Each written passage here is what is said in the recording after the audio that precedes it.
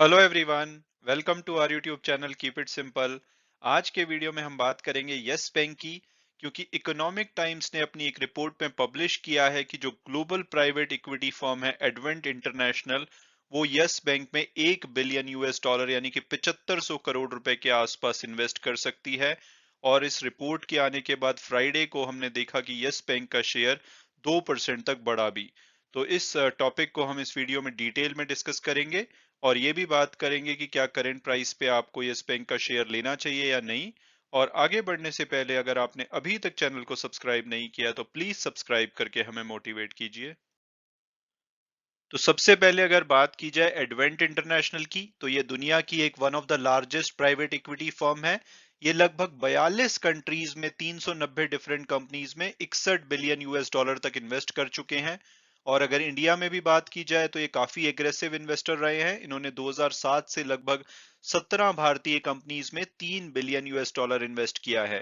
और अगर इनकी लेटेस्ट इन्वेस्टमेंट की बात की जाए तो सितंबर पिछले साल इन्होंने शपूर जी पलोनजी ग्रुप की जो यूरेका फोर्ब्स है, जो कि वाटर प्योरीफायर और वैक्यूम क्लीनर बनाती है, उसमें 4400 करोड़ इन्वेस्ट किया था। इसके बाद इन्होंने लगभग 1.5 बिलियन यूएस डॉलर एनकोरा, जो कि प्रोडक्ट इंजीनियरिंग सर्विसेज प्लेयर है, उसमें भी इन्वेस्ट किया था। इनकी असेट अंडर मैनेजमेंट सितंबर 2021 के हिसाब से 86 बिलियन यूएस डॉलर थी। जैसा कि बताया 61 बिलियन ये 390 बिजनेसेस में इन्वेस्ट कर चुके हैं। इनके 495 से ज्यादा एम्प्लॉइज हैं जो कि 15 डिफरेंट ऑफिस से ऑपरेट करते हैं। और अगर भारत में इनकी और दूसरी इन्वेस्टमेंट्स की बात की जाए तो ये भी कुछ कंपनीज हैं जिसमें कि इन्होंने 2007 से लेकर के अभी तक इन्वेस्ट किया है। इसमें आप कुछ बड़े नाम देखेंगे जैसे कि कैम्स हो गया, आदित्य बिरला कैपिटल, इसके अलावा डिक्सी। तो इन सभी में ये इन्वेस्ट कर चुके हैं। और अब अगर बात की जाए यस बैंक की, तो ये भारत का 7th लार्जेस्ट प्राइवेट बैंक है as of March 2021 by asset value. तो सबसे पहले नंबर पे आता है एचडीएफसी बैंक, उसके बाद ICICI, axis bank, Kotak Mahindra bank, IndusInd bank, IDBI bank, और उसके बाद 7वें नंबर पे आता है यस बैंक। और अब अगर बात की जाए लेटेस्ट अपडेट की, तो एडवेंट इंटरनेशनल इकोनॉमिक टाइम्स की एक रिपोर्ट के हिसाब से यस बैंक में 1 बिलियन यूएस डॉलर यानी कि 7500 करोड़ रुपए तक की इन्वेस्टमेंट को प्लान कर रहा है। और ये अभी ड्यू डिलिजेंस कर रहे हैं और हो सकता है कि एक कंसोर्टियम यानी कि एसोसिएशन ऑफ कंपनीज बनाएं और वो मिल करके 1 बिलियन तक की यस बैंक में इन्वेस्टमेंट करें। और सोर्सेस के द्वारा ऐसा माना जा रहा है कि कम से कम एक और बड़ा इन्वेस्टर एडवेंट इंटरनेशनल देख रहा है जिसके साथ मिलकर के ये यस बैंक में इन्वेस्ट कर सके। हालांकि करंट जो रेगुलेशन है वो अलाउ करते हैं कि जो नॉन प्रोमोटर्स होते हैं जैसे कि पीई प्लेयर्स वगैरह, वो मैक्सिमम किसी भी इंडियन बैंक्स में 9.9% तक इन्वेस्ट कर सकते हैं, और वो भी आरबीआई की अप्रूवल के बाद। और अगर अभी करंट मार्केट कैपिटलाइजेशन देखा जाए यस बैंक का, तो वो लगभग 33,650 करोड़ के आसपास है। उसके हिसाब से जो मैक्सिमम लिमिट है 9.9% यानी कि 10% भी अगर हम लगाएं तो 3365 करोड़ आता है।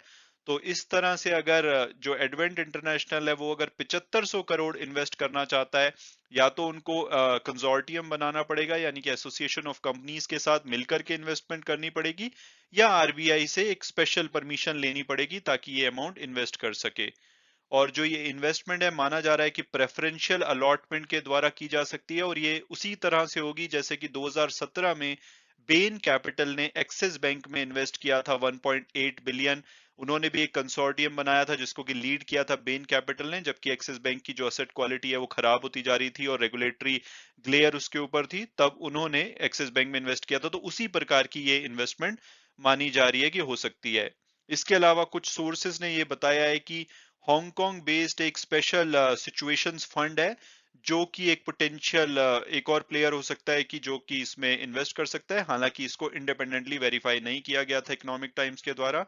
और उन्होंने रिपोर्ट में बताया है कि जो यस बैंक और इन कंपनीज के बीच में बात चल रही है और ये कोलैप्स हो सकती है अगर यस बैंक का शेयर प्राइस बढ़ जाता है और इसका वैल्यूएशन ज्यादा हो जाता है, या कोई और रेगुलेटरी रोड ब्लॉक आ जाता है।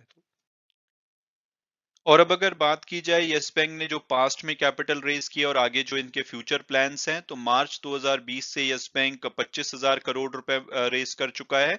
इसमें से इनिशियली 10,000 करोड़ रुपए रेज किए गए थे, जिसमें कि सबसे बड़ा हिस्सा एसबीआई का था। इन्होंने यस बैंक में 48% का स्टेक एक्वायर किया था 6,050 करोड़ इन्वेस्ट करके। इसके अलावा कुछ अन्य बैंक थे, जैसे कि Axis bank, ICICI bank, Kotak Mahindra bank, इन सब ने मिल करके 10,000 करोड़ रुपए यस बैंक में मार्च 2020 के बाद इन्वेस्ट किया था और इसको डूबने से बचाया था। उसके बाद यस बैंक एक फॉलो ऑन पब्लिक इशू लेकर के आया था और इन्होंने एग्जिस्टिंग इन्वेस्टर से 15,000 करोड़ रुपए रेज किए थे और इसमें जो शेयर इशू किए गए थे वो 12 रुपए के रेट पे किए गए थे। और जनवरी 2021 में भी जो यस बैंक का बोर्ड है, उन्होंने यस बैंक के प्रपोजल जो कि 10,000 करोड़ रुपए फर्दर रेस करने का था, उसको अप्रूव कर दिया था।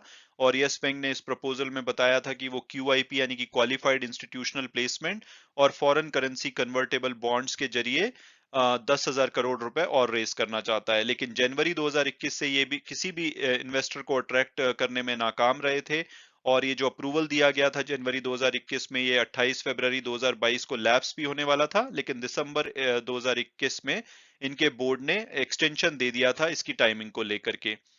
और अगर बात की जाए एडवेंट इंटरनेशनल की, तो ये ब्लैकस्टोन और ब्रूकफील्ड कुछ हैंडफुल प्राइवेट इक्विटी इन्वेस्टर थे जो कि यस बैंक में स्टेक खरीदना चाहते थे मार्च 2022 से पहले।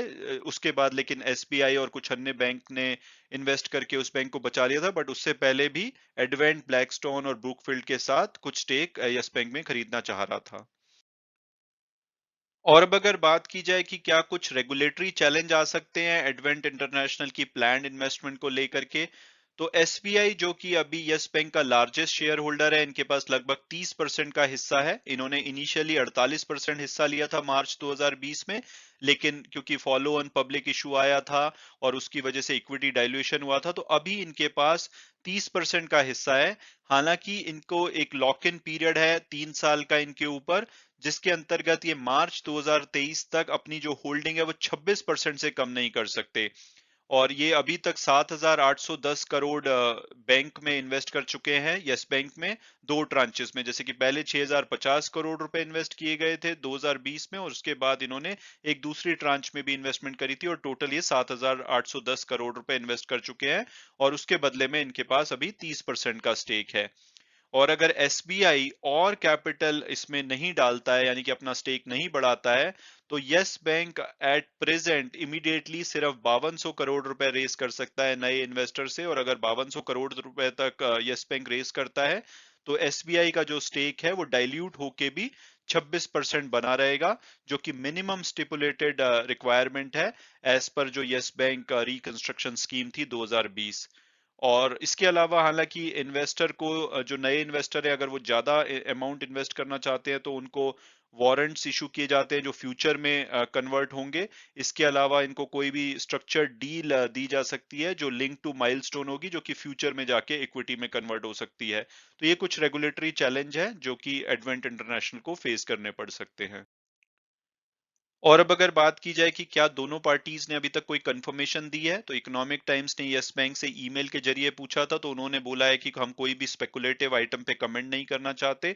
तो उनकी तरफ से कोई कंफर्मेशन नहीं आई है। और वहीं जब एडवेंट इंडिया की जो हेड है श्वेता जालान, उनसे ईमेल से पूछा गया, तो उनकी तरफ से अभी तक कोई रिस्पॉन्स नहीं आया है। तो इस तरह से अभी तक कोई ऑफिशियल कंफर्मेशन नहीं आई है इस चीज को लेकर के। तो हमको ध्यान रखना होगा कि अभी तक ये मीडिया रिपोर्ट है। जब तक ऑफिशियल कंफर्मेशन नहीं आती, तो ये पक्का नहीं समझा जा सकता कि ऐसा कुछ प्लान चल रहा है।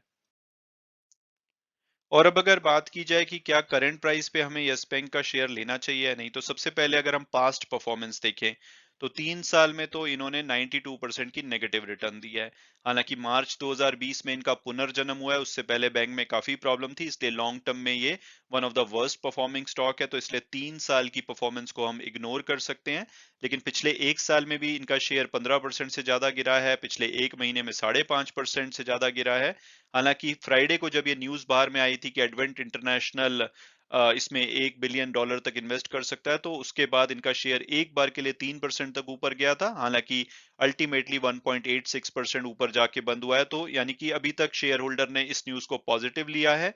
और अगर हम टिकर टेप के प्रेडिक्टिव एनालिसिस को देखें तो 11 रुपए 80 पैसे इसका एवरेज टारगेट प्राइस आता है, हायर साइड पे 16 रुपए 40 पैसे और लोअर साइड पे 5 रुपए 80 पैसे। तो जो फ्राइडे की क्लोजिंग हुई है 13 रुपए 70 पैसे पे, उसके हिसाब से ये अभी अपने एवरेज टारगेट प्राइस से ज्यादा पे ट्रेड कर रहा है, तो इसका प्राइसिंग थोड़ी सी हाई लगती है। और अगर फंडामेंटल और पीयर्स एनालिसिस को देखा जाए तो एक मिड कैप बैंक है, 34,000 करोड़ के आसपास का मार्केट कैपिटलाइजेशन है। पिछले फाइनेंशियल ईयर में इनको लॉस हुआ था, तो पी इनकी अभी सेंस नहीं बनाती है। हालांकि इनको पिछले 3 क्वार्टर से काफी अच्छा प्रॉफिट हो रहा है। इस बार भी इस क्वार्टर में यानी कि दिसंबर क्वार्टर में इनका जो प्रॉफिट है 77% बढ़ा है। तो ओवरऑल इन्होंने पिछले कुछ क्वार्टर में तो अच्छे रिजल्ट दिए हैं, लेकिन अगर पिछले फाइनेंशियल ईयर की बात की जाए तो प्रोविजन के चलते इनको लॉस हुआ था। इसके अलावा इनकी अब बैंक की जो कैपिटल एडिक्वेसी रेशियो है वो इंप्रूव हो रही है, फंडामेंटल्स इंप्रूव हो रहे हैं। तो अगर मेरी पर्सनल ओपिनियन पूछी जाए तो मुझे लगता है कि अगर ये न्यूज़ सच होती है तो ये जो शेयर होल्डर है और इन्वेस्टर के मोराल को बूस्ट करेगा, तो इनका शेयर थोड़ा सा भाग सकता है। लेकिन अगर मेरे से लॉन्ग टर्म के लिए ओपिनियन पूछी जाए तो मुझे लगता है कि इस टाइम पे दूसरे बैंक जो कि बड़े बैंक है अट्रैक्टिव प्राइस पे अवेलेबल है। तो अगर आप फ्रेश इन्वेस्टमेंट करना चाहते हैं तो मेरे हिसाब से आपको बड़े बैंक पे रहना चाहिए। लेकिन अगर आप यस बैंक में फंसे हुए हैं, पुरानी इन्वेस्टमेंट अटकी हुई है, तो आप इस मौके का फायदा उठा सकते हैं। अगर इसके चलते इसमें रैली आती है और ये 16 रुपए से 20 रुपए के बीच में जाता है, तो वो एक अच्छी अपॉर्चुनिटी हो सकती है इस शेयर से निकलने की। और डेफिनेटली मुझे लगता है कि 20 रुपए के आसपास तो एक बार इसमें से निकलना चाहिए। हालांकि अभी अगर इस करंट प्राइस पे रहता है तो इसमें कुछ करेक्शन आती है, तो आप अगर रिस्क टेकिंग इन्वेस्टर हैं तो थोड़ा बहुत अमाउंट इसमें इन्वेस्ट कर सकते हैं और रैली का आने वाले टाइम में फायदा उठा सकते हैं। बट लॉन्ग टर्म विजन के लिए किसी बड़े बैंक में रहना, और खासकर जबकि उनके वैल्यूएशन अभी बहुत अट्रैक्टिव हैं, तो ज्यादा सेंसेबल होगा। हालांकि वीडियो क्लोज करने से पहले मैं हमेशा की तरह डिस्क्लेमर दूंगा कि जो भी व्यूज थे वो मेरे पर्सनल थे। अगर आप किसी भी शेयर में इन्वेस्ट करना चाहते हैं तो अपने फाइनेंशियल एडवाइजर से डिस्कस कीजिए, उसके बाद अगर आपको ठीक लगता है तभी आप उसमें इन्वेस्ट कीजिए। Thanks so much for watching the video and God bless you all.